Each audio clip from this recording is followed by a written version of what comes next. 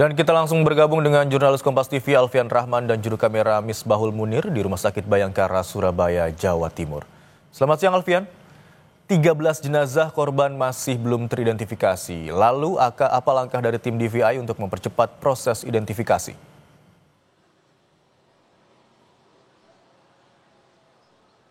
Ya, selamat siang Imron dan juga saudara. Memang betul ada 13 kantung jenazah hingga saat ini masih belum dapat teridentifikasi di Rumah Sakit Bayangkara oleh tim DVI Polda Jawa Timur.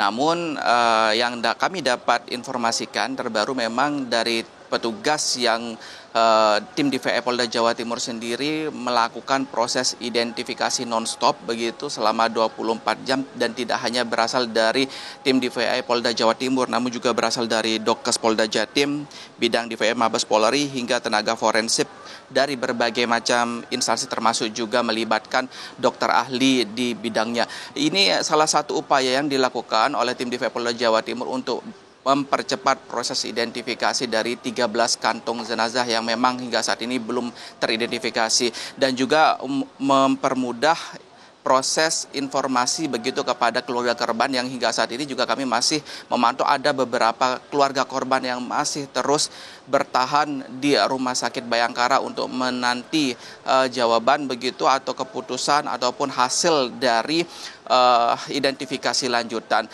yang kami dapat rangkum begitu hingga saat ini sendiri Imron dan juga saudara 51 korban meninggal dunia sudah berhasil diidentifikasi dari 54 kantung jenazah di mana Rumah Sakit Bayangkara sendiri menerima sebanyak 67 kantung jenazah yang hingga saat ini jika kita kurangkan atau kita kalkulasi begitu Imron dan juga saudara masih terdapat 13 kantung jenazah yang masih dalam proses identifikasi terutama untuk penambahan data pendukung lainnya. Ini tim DVI Polda Jawa Timur juga meminta keluarga korban untuk dapat memberikan data dokumen lain seperti foto maupun dokumen ijazah ataupun raport yang di situ terdapat sidik jari karena ini juga membantu proses identifikasi dan pencocokan data dari antemortem dan juga posko postmortem. Kendati memang demikian dari data tersebut juga tidak mudah karena mengingat saat ini sudah memasuki pekan kedua dari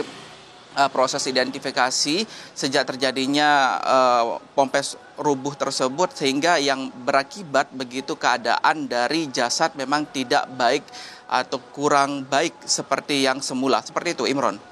Alfian, hingga saat ini polisi tengah menyelidiki kasus runtuhnya Pondok Pesantren Al-Khozi ini. Lalu apakah sudah ada pihak yang diperiksa, siapa saja atau bahkan sudah ada penetapan tersangka dalam kasus ini?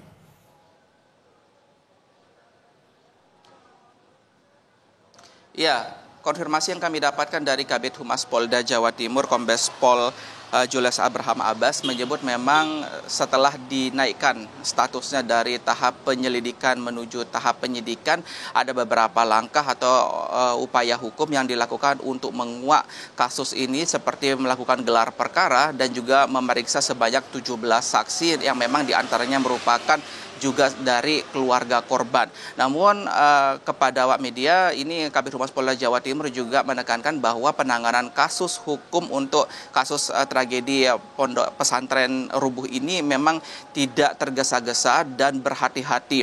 Ini karena dalam saat ini masih dalam proses identifikasi yang juga bagi penyidik juga menjaga perasaan dari keluarga korban. Namun informasi terbaru yang kami dapatkan untuk mulai Senin besok sudah dilakukan atau akan dilakukan begitu penyidikan mendalam dengan turut memanggil saksi-saksi tambahan. Ada beberapa surat yang sudah dilayangkan oleh pihak penyidik termasuk juga nanti akan meminta keterangan dari saksi ahli terkait penjelasan dan penjelasan terkait apa yang terjadi sebenarnya termasuk juga dari pihak penyidik juga sudah mengambil beberapa sampel puing dan juga dari reruntuhan tersebut untuk diteliti lebih lanjut oleh tim penyidik dari Polda Jawa Timur. Tentu kami akan terus mengawal kasus ini Imron dan juga saudara dan kami akan mengabarkan bagaimana informasi terbaru begitu jika memang sudah ada update dari pihak penyidik Polda Jawa Timur. Imron.